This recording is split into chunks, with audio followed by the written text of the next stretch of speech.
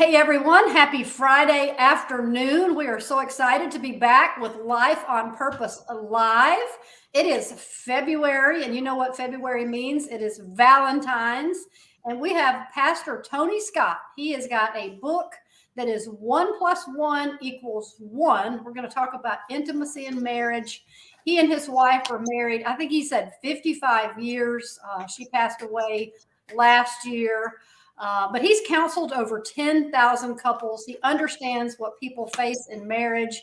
And we are going to talk to him today about how we can create that 1 + 1 = 1 relationship in our home. So welcome. I'm so glad to have you. Hey, Beth, thank you so much for having me. It's quite an honor and a privilege to be here and to talk about a subject that's very dear to my heart. And it's so dear to mine, and it's so dear, you see marriage is taking a beating in the culture today because, people talk about, do you really need to be married? Do you, is it just a piece of paper? And, we talked about this a little before. My husband and I have been married 29 years. We had to work very hard to get to this place. I mean, we had to overcome some hurdles, and thank God for God. So what do you say about that covenant, that sacred act of marriage before God?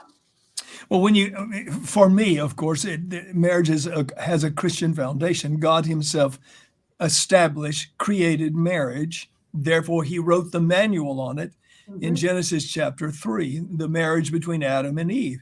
And what an incredible statement by God there of bringing two people together, two people who were very much not alike in appearance, plumbed differently. So for the purposes of creation, procreation, and then established a relationship with them, which in fact was a part of the Godhead. Before there was an earth, before there was a universe, there was the law of oneness in the Godhead. God, he said, God speaking for himself, I am one God. There is one God eternally existing, of course, Father, Son, and Holy Spirit. And so when God created us and when he brought, and I think this is so interesting in the Hebrew, Beth, it literally says God created Adam from the dust or the dirt of the ground, but he built Eve.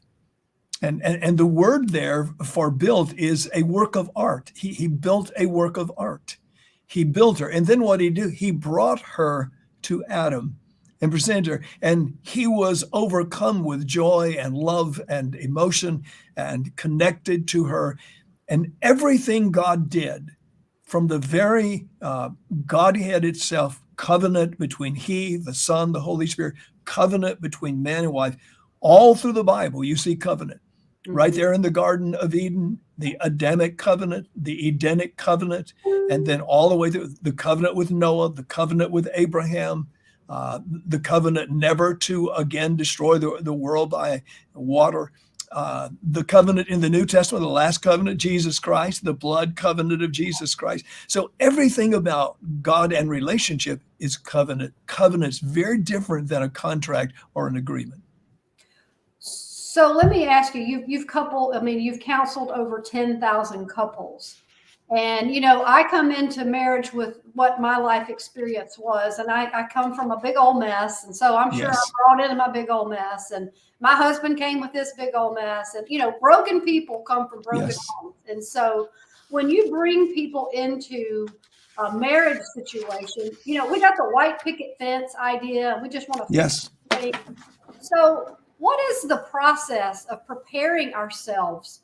Maybe not for marriage. I mean, if you're about to get married, yes, but working yourself to where you get to be fully you and whole so that you can have a healthy marriage. I mean, what are the pitfalls people have that keep them from, being all they can be? Well, I go right back to the Bible, and I think it all begins with covenant, and it all begins with a oneness with that person. And if you just look carefully at the scriptures, the most empowering, overwhelming desire that God had relative to us was an intimate personal relationship. That's what he said to Moses. That's what he said to Adam and Eve in the garden. And when you come into the New Testament, you can see Jesus himself in John 17, saying to the Father, praying to the Father, I want them to be one like you and I are one. So the law of oneness is there. so that you pour yourself into each other. Mm-hmm. If I could pour myself into my wife and add value to her life, I had a right to be in her life. Mm-hmm. And when she poured value into my life and poured herself into my life, she added value to my life. Mm-hmm. And so I was forever doing that. She was forever doing that. Now, that doesn't mean we didn't have challenges. We did have challenges. We were in ministry, for heaven's sakes. And there are a lot of pressures. There are a lot of challenges in ministry. Yeah. But during those times, when we went through the roughest places, she was my biggest support. Mm-hmm. I actually called her my anchor. Mm-hmm. Because she would keep me anchored sometimes. I mean, there were times when I wanted to wash my hands of it and walk away and go evangelize or something. This pastoring gets difficult sometimes. But she would be there to anchor me. And we would walk through these times as one. And she would help me to see things I could not see. Mm-hmm. I would help her to see things she could not see. Yeah. And together we became a team. And Beth, we worked side by side in the ministry for 46 years. Yeah. And I'm talking about 7 days a week. And I'm talking about every day at the office that I was there and she was there. Her office was right across the hall from mine. Yeah. We did ministry together. And I've had ministers say to me, I don't think I could work every day with my wife like that. Well, it was a joy for me. I wouldn't have wanted to be there without her. She was a protection for me. She was a covering for me as I was for her. Well, and oneness with her starts with, Yeah, I think I've lost your voice here. Uh-oh. Are you Not hearing your voice? Let's see. Still no? Nope. No, I'm so sorry. No, let's see. I'll do this. I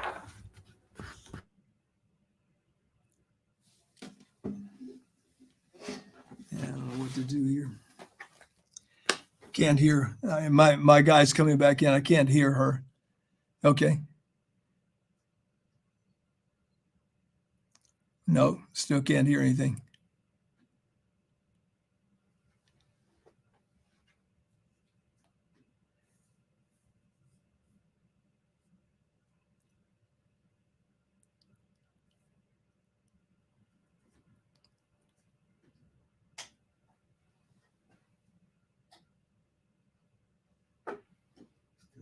No. I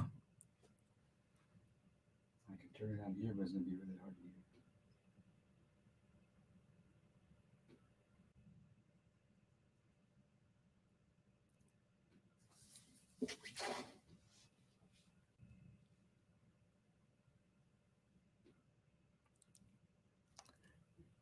hear. Beth, can you hear me? Can you shake your head if you can hear me? I just can't hear you.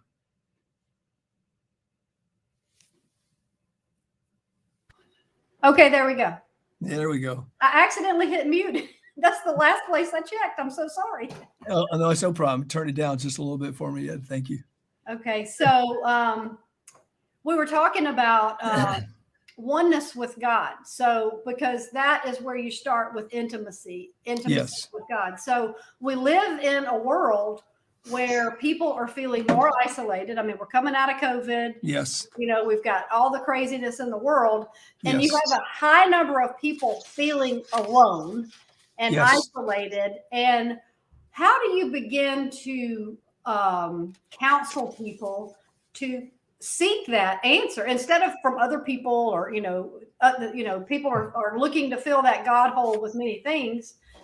How do we seek God? Because ultimately that's the answer to all of our relationships, is a relationship with God. So how do we take that loneliness and fill it with God from a simple standpoint? Okay, so there are three things. And the first thing is that in a true covenant marriage relationship, you have what I call the supernatural power of self-recovery. Yeah. If you just look at the body is a unit. It's a unity. All of our systems function together, one with the other, and they are all integrated. So the body is one. And we come together as spirit, soul, and body. And the body has this supernatural power given by God to heal itself. I personally believe when you have a covenant relationship, you have that same thing in a marriage. Secondly, there is a spiritual elasticity where the band can stretch, but it does not break. So we have tension, we have difficult times, we have challenges. And what I try to say to people, thirdly, is do not become selfish in the marriage relationship. If you want to kill a marriage, then become selfish. What I need, what I want. Shirley and I even took this into our love relationship, the intimate side of the marriage relationship. And I had to have her teach me how she wanted to be loved. Yeah. And I had to teach her how I wanted to be loved. It was totally different. Yeah. If I had loved her like I wanted to be loved, it wouldn't have worked for her. If she had loved me like she wanted to be loved, it wouldn't have worked for her. So we worked together. That spiritual elasticity helped us so many times. That supernatural power to recover from a fight, a challenge in the marriage, a big disagreement. And we would come back together. We would see that it's the enemy trying to divide and separate us. And I never, in all of our marriage, I try to remember, do not attack her. Attack that one who is causing the challenge here, the enemy of your marriage. Don't attack. So I never called her a name. In the 58 years we dated, 3 years and 55 years, I never called her a name. We never used the D word, not even one time. Did we ever have that kind of a discussion or think that we could not make it? And so those are the things that I believe you have to take off the table. You have to be committed. Years ago, there was a survey done. A group of individuals, professionals across this country came together, counselors, marriage experts, what we call experts. And they were assigned the subject of what does it take to make a marriage work? And Beth, when they issued their paper, the one thing they said above everything else is if a man decides that he's going to love his wife, period, and a woman decides she's going to love her husband, period. Not a comma, not a semicolon, not a colon, period. Then a marriage can work.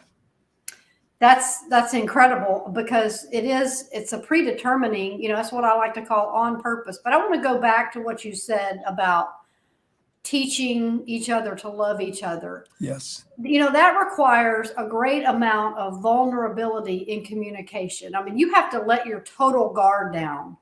Yes. And let that person into those sacred spaces, sometimes that no one has ever been. And most people don't communicate to that depth of level, but that is what we need.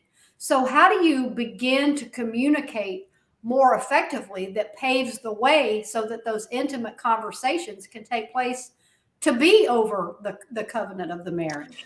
In the book, I talk about soul nakedness. This is something that Shirley and I practiced and we talked about. I would say to her, I have to know the depth of your feelings about any situation. We have to go deeper than surface stuff. I would say in those multiplied thousands of marriages that Shirley and I had the opportunity to pour into, more times than not, the vast majority of times, there was a very shallow relationship. People get married and they expect so much of marriage. But you see, every marriage is a creation. Just like God created the first marriage, you come together with your spouse, you create a marriage. And actually, the marriage becomes what you pour into it. So let's just go to the garden for a moment. God brought Eve to Adam and presented her to him. Where did she come from? I love that word in the Hebrew. God built her for the man. She was built. She's like a piece of art, a work of art. She was built for the man. But where did she come from? She came from him. He took a piece of the man and he formed this beautiful sculptor, this beautiful work of art, this woman, and presented her. And in doing that, he was literally saying to Adam, she will become what you pour into her. So let's go back to the priesthood for a moment. The priest would go into the Holy of Holies. He would hear from God. God would come and sit on the mercy seat between the cherubims and commune with the priest. And he would pour himself into the priest. And what would the priest do? He would come out and pour himself into the people. It's the same thing. A man has to go into the presence of God. He has to hear the voice of God. He's got to come out of that and have a deep personal relationship with his wife. There's a portion of each of us that you and I, all of us, will take to our grave. There's this little portion of secrets inside of us that no one will ever hear and no one will ever know. And that's okay. I'm not objecting to that because I know that's the truth. I know it's true with me. But all else, I've got to open myself. I've got to reveal. I've got to tell her when I'm hurting. I got to tell her when I don't know how I'm going to make it through this trial, this difficulty. You know, in pastoral work, you have challenges sometimes. I've been through a church split. A bunch of them. Yes, and it's hell. It's just pure hell. And you're watching really good people be totally misled by something or someone, and you're trying to figure out how in the world can this happen? I'm praying, I'm fasting, I'm seeking God. I don't get this. We lost 7 elders at one time. They resigned and they went across town to another church. Took half of our music team with them. I thought I'd die. Beth, I kid you not. It's the worst time of my life. Finally, after several months, after about a year, my wife said to me, "You look like death warmed over." I had lost weight, partly because I just didn't have an appetite, partly because I was fasting a lot. And she said, "You must wake up and do something about this." And Beth had an encounter with God I'll never forget because she told me, "Your answer is going to come from God." I got on my face before God. And after 18 months of suffering, the grief of that loss, I said to God, "I can't live like this. You have to heal me." I mouthed the words right on my floor in my office. God, you must heal me. And God said nothing. I got real quiet. And suddenly in my spirit, I heard these words, "I cannot heal you." I was shocked. I said, "What do you mean you can't heal me? You can heal. You are God. You could heal me of this grief today." He said, "I cannot." And so I asked the word that we always ask, why? And this is what he said, "Because you've chosen to grieve. And when you choose not to grieve, I'll heal you." I got up off my floor, went into my little bathroom with a sink and washed my face in cold water and dried my face off, came back and sat down at my desk. And I said, "I'll never grieve that loss again the rest of my days on this earth." And I did not. But she was there walking with me through all of that. She hurt just like I did. It was painful for her. It was humiliating for us. But you know what? We were so much one. I felt her strength. She felt my strength. And we walked side by side into those times, those difficulties, knowing that our covenant marriage was so strong, it could actually handle any assault of hell that came against it. So from that, you shifted your perspective. I mean, you had to go from grief. Yes. Okay, it's time to be done with my grief. Yes, God I did. said the season is over. So you had to choose to speak differently, walk differently, think differently. And so that's powerful because, you know, you heard from God and then you obeyed God. And then you walked out what he said. Well, if you look in the Bible, one of the reasons we became one is we grasp what that word meant. The two shall become one flesh in Genesis chapter 3. And then, of course, it's repeated in the Gospels. But people put a sexual connotation on that, and rightly so, because it does mean that. Right. But the oneness there is of spirit, soul, and body. And almost 1,900 times the word one is used in the Bible. Wow. Just think about that. Almost 1,900 times, one of the most used words in the Bible. So what is this message, this law of oneness that God trying to get across to us in our marriages, in our families, sports teams, business, ministry? There is no place where you're dealing with people that the law of oneness does not work. Mhm. When we were writing this book, a young lady in my church, Lauren Clark, she's a school teacher, and she'd taken some time off to raise her children, and she helped me with this. Shirley had written her portion of it and left it when she went to be with Jesus, and I sat down and wrote my part, and we wanted to put it together so that it would really flow. And I said to God, what shall we name this? I don't have a title. She'd wanted to write this book for 10 years. And she was determined that it was going to be written. And those last 2 years of her life were really challenging. Mm. And she just kept writing and putting her thoughts down. And one day in my spirit, I heard the Lord say to me, 1 + 1 = 1. That's who you and Shirley were. That's who you are. And, I will always be one with her. I know she's not here, but I'm always going to be one with her. Yeah. I feel her presence very often. I sit and think about her. Mhm. She'll never die in my heart. I told her that. She will never be forgotten. She'll be alive, because that's what oneness does for you. Well, and you said you don't compete with each other. You complete each other. We complete each other. One of the things that I set, because I told you I come from a mess. So when I got married, I made a goal. I said, I just want my husband to be happy to come home every day. And I want my kids to be happy once, we have Yes. kids. That shaped so much of our marriage, because that was a simple decision, but there's a lot of thought that goes into those completions, because, he's coming home, he's busy, he's stressed out. But those preset mind convictions, determinations, on purpose things, how important are those to complete the spouse as opposed to compete with the spouse? You're never going to complete your spouse if you do not know internally your spouse.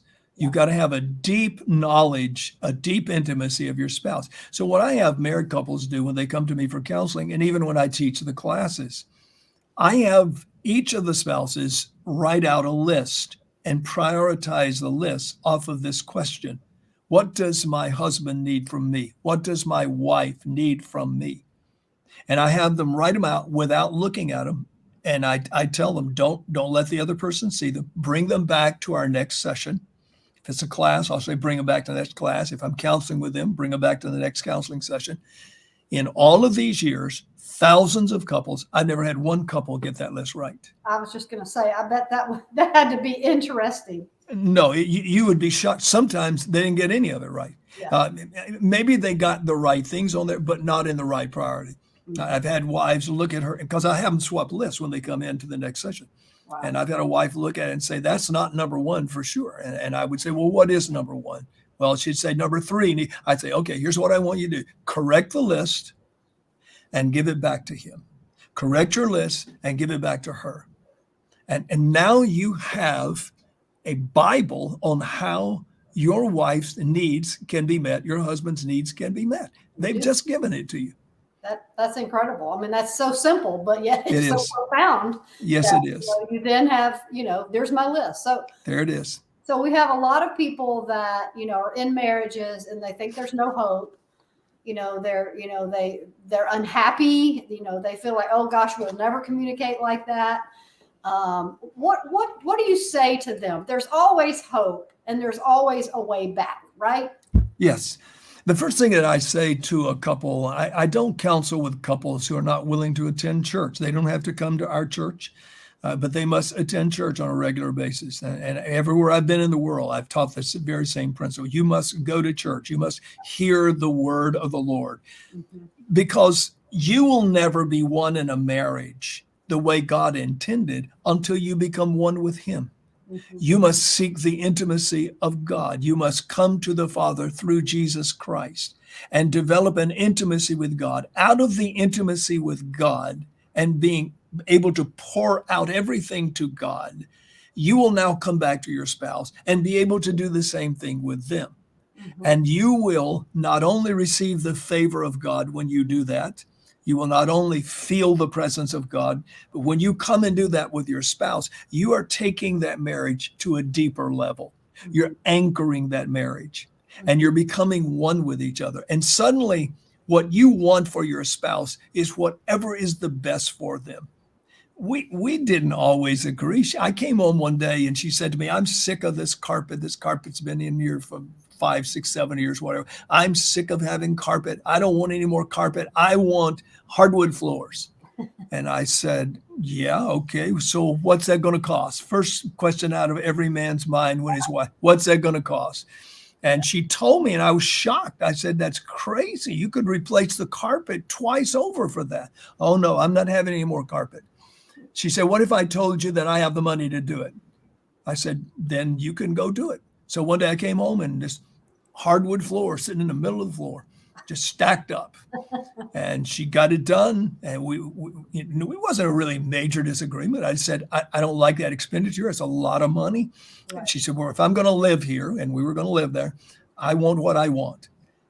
Actually, Beth, I didn't deny her anything. And if she were sitting right here beside me today, she would tell you when she really wanted something, she won the argument. I wanted her to be happy. Mm-hmm. I wanted her to be the best she could be. I wanted her to have the best clothes. Mm-hmm. I wanted her to look beautiful because she was beautiful. Mm-hmm. And I didn't care. And if I had to work, and sometimes in our early life, I worked 3 jobs. I paid my way all the way through Bible college without having a loan or a grant to help me. And I worked 3 jobs doing it. Mm-hmm. And she would raise the kids. I mean, I used to go to school all day and work till 11 o'clock at night. Yeah. And she would raise those kids. But for her and I, it was together we were doing that. We were together, and I had her solid support all the time. And I think that's so important. And I want to touch on that when you invite Christ in and you surrender your marriage to God, the supernatural favor that then enters into those weak spots. I mean, God can do a very quick work, and it's not what we think. Oh gosh, it may take a lot of counseling, but it may take supernatural. The more we surrender to God, the more he enters in. And so he does something so uniquely supernatural that we can't understand it in a marriage that puts itself before God, right? Yes. Well, let me give you 4 things that are in the book. I won't try to develop them here, but just mention them. First of all, marriage is a process, and it's a process that never ends from the day that you stand in front of a minister or justice of the peace or whoever, and he pronounces your husband and wife. Mm-hmm. In the movies, they walk off together hand in hand, and it says the end. Yeah, that's the beginning, actually. This is the beginning of the marriage. You got to create it. She came from a marriage. He came from a marriage. Sometimes 2 or 3 marriages they came through because of divorce. Now they're coming together. She's got thoughts and feelings and opinions from that marriage. So does he. But now you've got to come together and create a new marriage. And so first thing I tell them is this is a process. Mm-hmm. And I like to think of marriage as a muscle, the marriage muscle. How strong is your marriage muscle? What are you doing daily to exercise that muscle? Because it's a process. The second thing is it's costly. Yeah. It's very costly. Selfishness is not allowed. Yeah. I cannot just always be thinking about what I want out of the marriage. I've got to constantly be thinking about what she needs from me. How do I make her life the best it can be? Because you know what? If I make her life the best it can be, she's going to make my life the best it can be. The third thing is it's challenging. Mm-hmm. It's a real challenge. You have to prepare to be stretched. On a continuing basis, you must be prepared to be stretched. And then fourthly, yes. And then fourthly, it requires great determination, focus, because you never arrive in a marriage. People get married and they think things will settle down. I don't have to do all these things. Once you're married, you must still court. We had Friday night was our date night, right up until the last year of our life. Friday night was our date night. Mm-hmm. That meant that we went out to a special restaurant, or we drove up to the mall in Troy, Michigan, or if there was a decent movie, we were very careful about what we would go and see. We'd go see a movie. We loved documentaries. So we did things together, and I didn't take weddings on Friday night. And if you got a wedding out of me on Friday, you'd have to get it done by 4:00 because I'm not going to give up my date night. Yeah. And we locked it in. And then one of the things that we were able to do, and I teach this all the time, you must be willing to spend an hour a week on your marriage. Sit down with a pen and a piece of paper, each of you, turn your phones off, turn the computers off. Don't be at home where the kids are going to bother you. Be alone. Spend an hour talking about your marriage. Where do you want your marriage to be in 2 years? Where do you want it to be in 5 years? Where do you want it to be in 10 years? Talk about those things, because what that does is that forces you deeper. And now you got to put some things down. What do we want to achieve together? A vision, if you will, for the marriage. The vast majority of people I counsel with had no vision for their marriage. They could not tell me where it was going in 2 years or 5 years. And yet that is the most important thing in your relationship, your marriage. As that marriage goes, so goes the family. As the family goes, so goes the community. As the community goes, so goes the state. As the state goes, so goes the nation.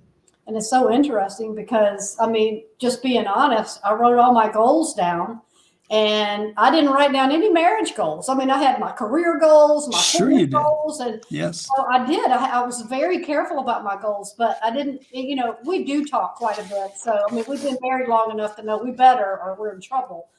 But so let's, final question, and then I want everybody to know about your book. So my big thing is on purpose, and on purpose is simply disciplined, pre-thought, predetermined. And so marriage on purpose, basically what you've said is it's pre-decide those practices that are going to serve the other and you at the same time, so that you have that 1 + 1 = 1, because it is the key relationship outside of God. So yes, it's on purpose, right? I mean, it is. It's not just a win.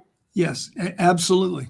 So what I would say is, if you are going to purposefully go after God and purposefully establish a covenant marriage, you're going to find the rewards of that are so great that you'll never want to stop doing it. So here's what I say. It takes 4 things: 2 givers, 2 forgivers. You've got to be willing to forgive. You've got to be willing to give. You would be shocked if I told you how many times people sit in my office and something comes up after a series of counseling sessions that's been buried for 10 years, 20 years, 30 years, and never dealt with. And the feelings are still there. The man said something, or the woman said something. The man did something, the woman did something, and they've never gotten over it. You got to learn to give, and you've got to learn to forgive. There's no such thing as a 50-50 marriage. And I mean, that's a joke. Sometimes you'll give 100%, you'll get nothing. Sometimes you'll give nothing, you'll get 100%. But you shouldn't be focused on the percentages. Who's giving the most here? Who's doing the most here? What you should be focused on is you. Get your eyes off your spouse. Ask yourself this question: would you like to be married to you? Great question. Just stop and think about it. Yeah. And boy, that's a sobering question. When you have to stop and think about that. What is it about me that makes me attractive to my spouse? Why should my spouse love me? Why should my spouse lay themselves out for me? Ask yourself those very serious questions. Those are great questions. Well, and by the way, I cover all of these things that we've been talking about in the book. And at the end of each chapter, we did something very unique. I wanted it not only to be a great reading book, but I wanted it to be a teaching book, and she did as well. So what we did is we produced this interactive study guide, 12 chapters, just like the book. And so you can go through a chapter in the book, go through a chapter in the manual. And what I wanted to do was, at the end of each chapter, sum up the chapter, and we came up with the idea of oneisms. And so we list 5, 6, 7, 8 oneisms out of every chapter. So as you go through the book, you can pick up things, principles, ideas, thoughts that you can take over into your marriage. I don't believe anyone can go through the book and the work manual and not have a much, much better marriage. Our website is tonyscott.tv. It's very simple. It's just tonyscott.tv. It is also available on Amazon. You go to Amazon and purchase the book or the manual or our website. And no better time or no better gift for Valentine's than a book that would bring you closer together and it just enriches the whole marriage at Valentine's Day, when that's the perfect thing. So Well, I put a little warning on the backside of the book, and I did it for this purpose. It says, warning, many couples will experience an increase in passionate, intimate sexual love as they read the truths in this book. I wanted people to know that, because once you start coming closer together, the intimacy, the sexual pleasure of the marriage increases greatly. Yes, it's a result of the intimacy of the soul that Yes. results in the intimacy of the physical intimacy, which is so powerful. And it's, if we would just be so intentional about it. And I think your book is an answer to how to do that. And so if anybody Yes. has any questions on, gosh, I want to do that, get the book, because you've got the how-to in there, and doing it together is a great, not just Valentine's gift, but lifelong love gift for Yes. or people that are getting married, or people that are struggling. It's just Shirley was a great spouse. She was a great wife. She was a great Christian. Mhm. Everybody who knew Shirley loved Shirley. I didn't know of Shirley ever having any enemies. I just kind of came along with the package. She was greatly loved. I'd have to straighten people out. She just loved people, and she had a way of doing that. But we would teach classes together. And even in our private counseling sessions with couples, she would say to them, keep the bedroom hot. Yeah. She would tell them, she'd look them in the face. And I don't know if some of them were just not used to hearing a pastor's wife talk like that, but she and I were able to master some of the greatest issues of marriage. And we did it in a loving, kind way. We sought after God. We went through our challenges. We went through our struggles in the first 10 years of our marriage, but we determined we got married to love each other, and love each other we would. Great. What a great way to end that. So I just appreciate what you do so much. I appreciate you coming on and sharing with us. And I know this is going to be a blessing to so many, because we all want happy marriages, but we have Yes, we do. we have to do what we've got to do to process through that. And thank you Yes. for putting together a process that brings that to fruition. So, Well, thank you for your kindness and generosity and letting me share the program with you today. well, thank you so much. It's tonyscott.tv. So everybody Yes. can get the book there, and we'll make sure that's in our comments. And thank you again for all you've done. And hopefully we'll get to do this again one day. Absolutely. I'd be delighted to do that. God bless. You too. Have a great weekend. As you as well. Bye-bye.